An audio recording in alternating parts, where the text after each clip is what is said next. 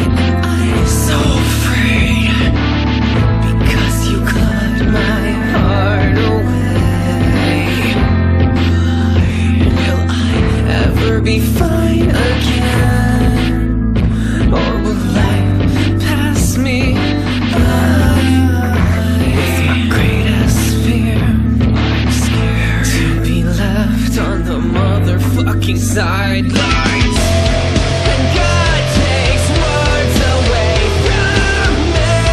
They left me in the dark, they left me to bleed. But is it you, or is it me? Alright, there it is. Time to review the DC DW-1 after around 2 weeks of skating with it. It's 6 sessions, around 18 to 20 hours of skateboarding. It's less than with the deck that I reviewed, but shoes doesn't really need that much time. It's more like how it is out the box and how it is when you had the time to break it down. Oh man, there are so many things to say about those shoes because I never had shoes that are so good and so bad in the same time. It's very weird. Out of the box, I was like, oh, what the fuck is going wrong here? Why the hell? It takes a lot of time to break it down. First of all, when you take it out of the box, the insole, inside and outside, super slippery. Really slippery. Also, it's a bulky shoe, so in terms of feeling, none. No, it's just like, what the hell? But as soon as you start to skate it, you kind of feel like it can do everything. It's really mental. It can do it. It's just a very different way to skate, and you can actually see it through those 2 weeks. I really had, I think, an old school skate style, but it can also flip and do whatever, which is really fun because it was easier for me to do flip trick with those shoes, which is really weird because if you know me, flip tricks are not my thing. Be aware, flip tricks, not heel flip, because the thing is, here, it's actually really soft, with like new shoes. So just a little recap, this is a re-edition of 1994, so everything stayed like 25 years ago.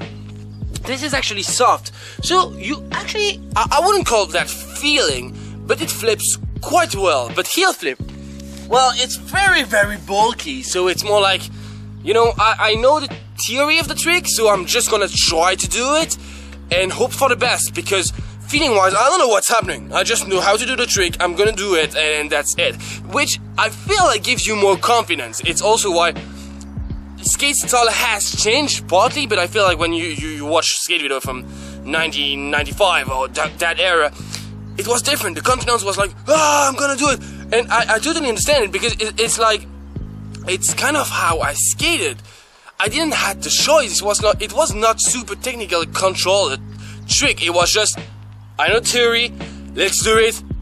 100% commitment, because if it's not going well, no way I'm going to save that. Believe it or not, that's one of the quality of the shoe, because yeah, it sounds super weird, but it's actually a whole experience to try it on. I haven't skated in that era, you know, I started skateboarding in 2K10, so shoes were already a little bit advanced than that. And first of all, I was like, dude, it's shoes, there is no fucking technology in shoes whatsoever. Big mistake. Shoes have really evolved, so trying to do it back on, first of all, it's like, it is a feeling of skating like the people who skated in 1995, I mean 1994, but also much more respect to all the people who were really technical back in the days, because how? Little side note, it's why I believe people that used to be technical back in the days are still killing it technically wise now, because everything got easier, like the shoes, there's so much technology everywhere, and I was really not believing in that. On the other hand, if shoes have evolved, there is a reason for it, you know, like insoles, impact absorption, impact what? Are easier for me because of the confidence, feeling wise, feeling what? Another thing is, it's kind of a downside and a great thing, but don't skate dudes in summer, because this era, it's microwave area, like aeration, none. But great thing is that in winter, the insole warms up really easily. You don't really got those super cold feet, and that's a great thing, because in one of my favorite shoes, which are also DC, which is the Switch S, which I'm probably going to review further this year, but in winter it's horrible. It really keeps the cold. Here, winter-wise, it's actually cool. I mean, it's actually hot, so it's really nice. Honestly, the more I skate, the more I start to love them, because they're actually really nice. It's some really bulky shoes, and you kind of feel that it's weird to say, but not your entire foot touch the shoe at some part, but it's actually really, it sticks to your feet. It won't move out. That's not gonna happen. Even if I want to take the shoes off, it's really hard, and it's a good thing. For mini ramp, for example, and it's the second point, like, those shoes are some really great ramp and mini ramp shoe. Now, I know that Danny Way was a really, at a certain point, he was a really vert skater kind of, or a ramp skater at least, even if in the interview of the DW-1 he said, like, you know, it didn't matter street or ramp, it was the same for me. I feel like there's a bit more on the ramp side, because, and that's one of the reasons you didn't saw that much trick. It's because almost every time I went out with the shoes, I filmed something for my part in ramp. Conclusion on the shoes, I actually like them. It's pretty cool, but here is the thing.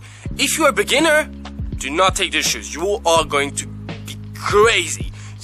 It's really weird, and if you don't have, like, at least a bit of knowledge on how to do your trick, it's gonna turn you crazy. But if you have a little bit of level, you're skating for quite a time now, try them. They're really cool. They're going to force you to adapt your skating, skate maybe a bit differently, try different trick that you wouldn't try.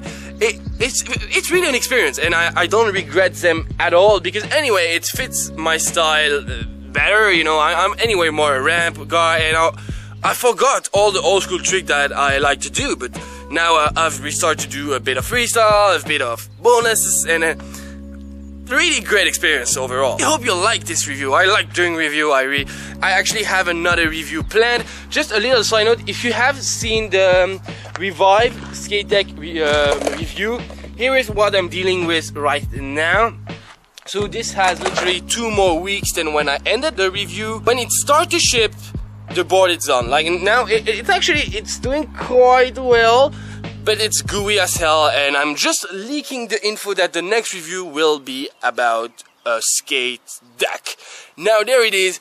Tell me what kind of video do you want to see. If you already tried the shoes, what are your favorite skate shoes? Don't forget to like this video, obviously comment your opinion, and don't forget to subscribe to see a video every single Thursday on this, guys. See you very soon. Skate and take care.